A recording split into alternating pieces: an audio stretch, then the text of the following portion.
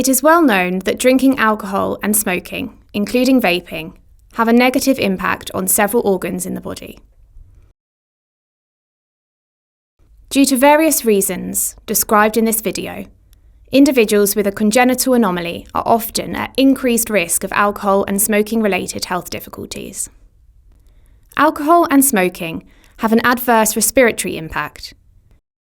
Individuals born with a congenital anomaly, such as congenital diaphragmatic hernia or esophageal atresia, are at increased risk of gastroesophageal reflux, which can be worsened by both alcohol and smoking. The respiratory impact of smoking is well known. In the case of congenitally underdeveloped alveoli, there is a direct cause of emphysema, which can result in chronic airway inflammation.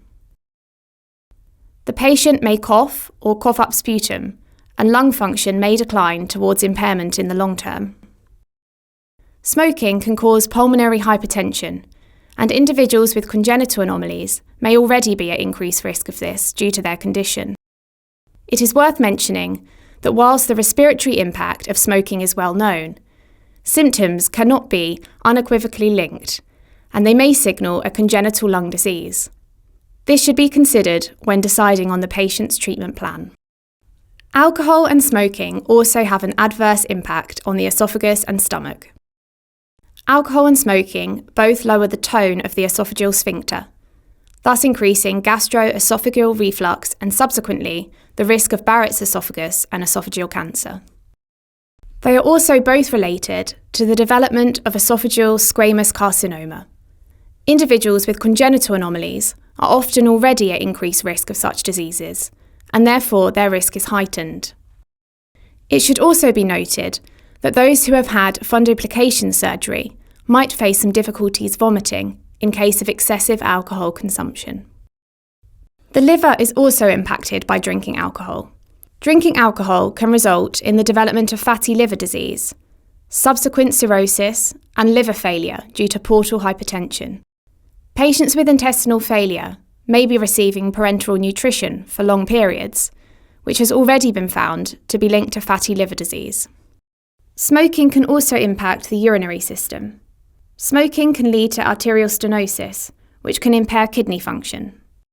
Kidney function can already be impaired for patients with congenital anomalies, such as intestinal failure and Vactal association, and therefore the impact may be heightened. Smoking is also linked to bladder cancer. Lastly, the bowel. Smoking and alcohol can both lower the intestinal transit time, which can have a negative impact for patients with intestinal failure, especially short bowel syndrome, and patients with anorectal malformations and Hirschsprung's disease, requiring complex bowel management. Alcohol can also alter the gut microbiome and may correlate with a higher incidence of early-onset colorectal cancer for patients with congenital intestinal diseases. For patients with intestinal failure specifically, alcohol needs to be viewed as an additional sugar source. Bowel absorption capacity may be increased for this patient group, meaning that individuals require lower quantities of alcohol to feel the effects. While smoking and excessive alcohol consumption are discouraged from a medical perspective, those over the legal age have a personal choice. Clinicians should be encouraged to share information on how alcohol and smoking can affect patients with congenital anomalies, so that patients can make an informed choice.